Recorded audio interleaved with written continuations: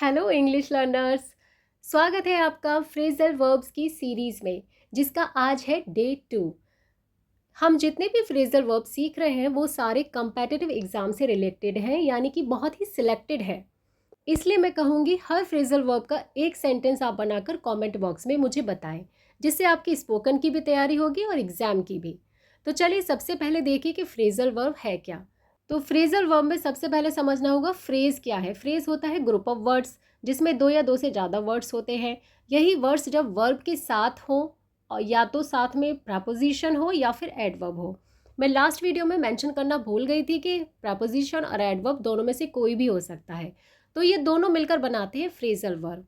जैसे एग्जाम्पल है गिव एक वर्ब है, अप एक प्रपोजिशन है। गिव का मीनिंग होता है देना, लेकिन जैसे ही आपके साथ मिला और फ्रेजल वर्ब बना तो इसका मीनिंग ही चेंज हो जाता है। इसलिए हमें फ्रेजल वर्ब पढ़ना बहुत ज़रूरी है, क्योंकि लगता तो है कि इसका मीनिंग ये होगा लेकिन मीनिंग कुछ और ही होता है। तो चलिए शुरू करते हैं वीडियो। और पहला वर्ड है हमारा बैक आउट। बैक का मीनिंग होता है पीछे, और आउट माने बिल्कुल ही बाहर हो जाना, यानी पीछे से निकल जाना, बच के निकल जाना, मुकर जाना, पीछे हट जाना। एग्जाम्पल्स देखते हैं। It's too late to back out now. अब पीछे हटने के लिए बहुत देर हो चुकी है। हटना तो पहले पीछे हटते, लेकिन अब नहीं हट सकते। सेम मीनिंग में दूसरा सेंटेंस है we are too far to back out. हम पीछे हटने के लिए अब बहुत दूर है, यानी कि अब बहुत आगे आ चुके हैं, अब पीछे नहीं हट सकते। Next example, he agreed to come, he can't back out now. वह आने को राजी हो गया था, अब वह पीछे नहीं हट सकता, यानी कि अब बैकआउट नहीं कर सकता। सिंपल है। चलिए लेते हैं नेक्स्ट वन, बैकअप। ये भी बहुत इजी है और आपने सुन भी रखा होगा कि मोबाइल का बैकअप कर लो, व्हाट्सएप का बैकअप, हमें नोटिफिकेशंस आते रहते हैं। दूसरा मीनिंग होता है इसका टू सपोर्ट, यानी कि समर्थन देना। तो पहले एक बैकअप वाले का एग्जाम्पल देख लेते हैं। Backup your data on daily basis. WhatsApp पे ये नोटिफिकेशंस आता रहता है, आप सभी इससे भली भांति परिचित हैं, तो इस पर ज़्यादा बात नहीं करते। नेक्स्ट देखिए, I will back up if you are ready to take risk. अगर तुम जोखिम लेने के लिए तैयार हो तो मैं तुम्हारा समर्थन करूँगा, यानी कि तुम आगे बढ़ो, मैं पीछे से तुम्हें सपोर्ट करने के लिए तैयार हूँ, बैकअप देने के लिए तैयार हूँ। Next, bear. बेयर एक वर्ब है जिसके दो मीनिंग होते हैं। एक होता है सहन करना। देखिए, सहन हम किसी परेशानी को या दर्द को ही करते हैं, अच्छी चीज़ों को तो सहन नहीं किया जाता, उन्हें तो एंजॉय किया जाता है। दूसरा मीनिंग है जन्म देना, और जन्म देने में बहुत दर्द सहना पड़ता है एक माँ को, इसलिए बेयर यूज़ होता है। बेयर की first form bear, second bore और थर्ड फॉर्म है बोन। बोन मतलब लास्ट में ई भी लगा सकते हैं। अगर बेयर हम नाउन की तरह यूज़ करें तो वो भालू कहा जाएगा। क्लियर। लेकिन अभी हम वर्ब की बात करें, वो भी फ्रेजल वर्ब की, तो उनका मीनिंग कुछ और ही होगा। तो बेयर से रिलेटेड पहली फ्रेजल वर्ब है बेयर ऑन या बेयर अपॉन।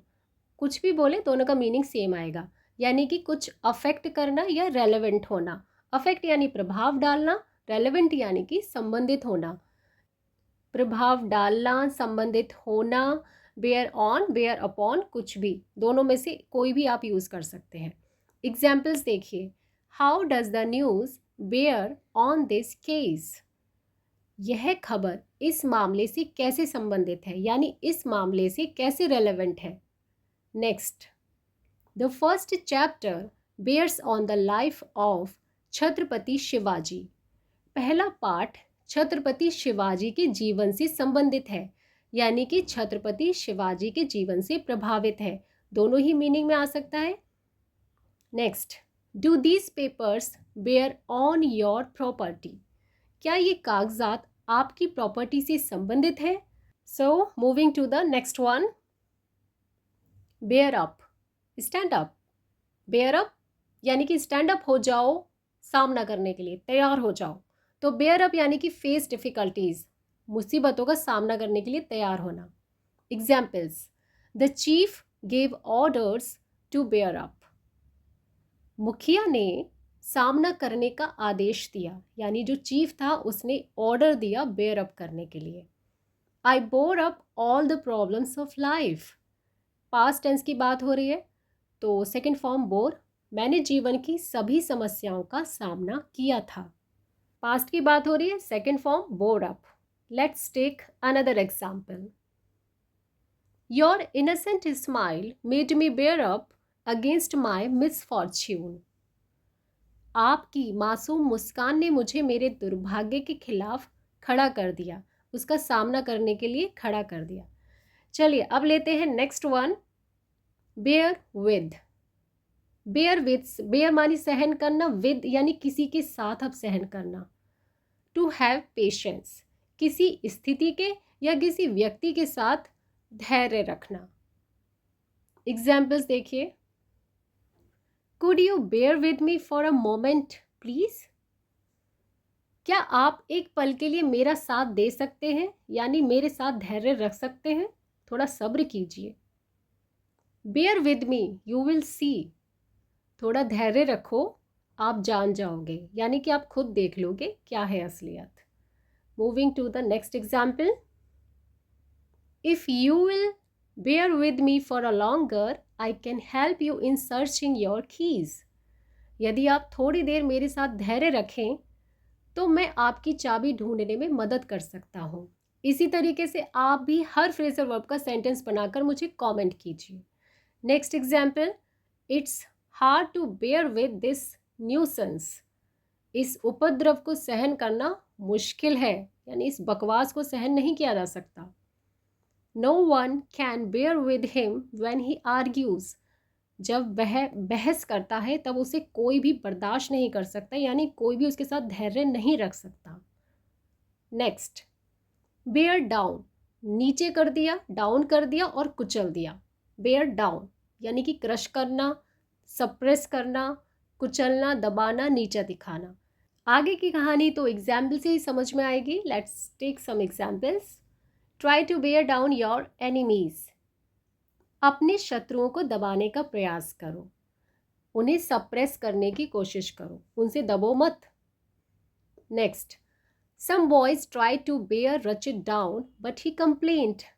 कुछ लड़कों ने रचित को दबाने का प्रयास किया लेकिन उसने शिकायत कर दी। Bear Rachit down, bear Rachit down यानी बेयर डाउन के बीच में नाउन आ जाता है। क्लियर है? Political parties always indulge in bearing down each other. राजनीतिक दल हमेशा एक दूसरे को नीचा दिखाने में लगे रहते हैं। किसमें इंडल्ज रहती है political parties? Bearing down each other में। Don't bear down these flowers. इन फूलों को मत कुचलो। चलिए अब देखते हैं next one, bear away hip hip hurray. Bear away hip hip hurray, इसको आप इस तरीके से राइम करके याद कर सकते हैं कि हम हुर्रे कब करते हैं, और हुर्रे करते हैं हम जब विन करते हैं या जीतते हैं। यानी बेयर अवे का मीनिंग है जीतना, विन। एग्जाम्पल्स देखिए, my father bore away many prizes in his school. मेरे पिताजी ने अपने स्कूल में कई पुरस्कार जीते थे। क्योंकि पास्ट की बात हम बता रहे हैं तो बियर की second form bore away. Bore away hip hip hurray, जीतना। We have to bear away the game at any cost. हमें किसी भी कीमत पर खेल जीतना है। India will bear away the match. Bharat match जीतेगा। Now moving to the last phrasal verb of today's video, bear out. Bear out का मीनिंग होता है पुष्टि करना, कन्फर्म द ट्रूथ, सत्य की पुष्टि करना। एग्जाम्पल लेते हैं। पहला है, don't worry these evidence will bear out what I say. चिंता ना करें, ये सबूत मेरी कही बातों को साबित कर देंगे। विल बेयर आउट यानी कि पुष्टि कर देंगे, साबित कर देंगे। Sorry these facts do not bear out the theory. माफ़ी यानी कि क्षमा, ये तथ्य इस सिद्धांत की पुष्टि नहीं करते। Next, time will bear out what I have said. जो मैंने कहा है समय उसकी पुष्टि कर देगा, यानी कि समय साबित कर देगा जो मैंने कहा है। क्लियर? बेयर आउट समय साबित कर देगा, बता देगा। आज के लिए इतना ही। ज़रा रुकिए, वीडियो को लाइक कीजिए और शेयर भी। अगर चैनल पर नए हैं तो सब्सक्राइब करना बिल्कुल ना भूलें। और हर फ्रेजल वर्ब का एक सेंटेंस बनाकर मुझे कमेंट करें। Thanks for watching the video. जय हिंद, जय भारत।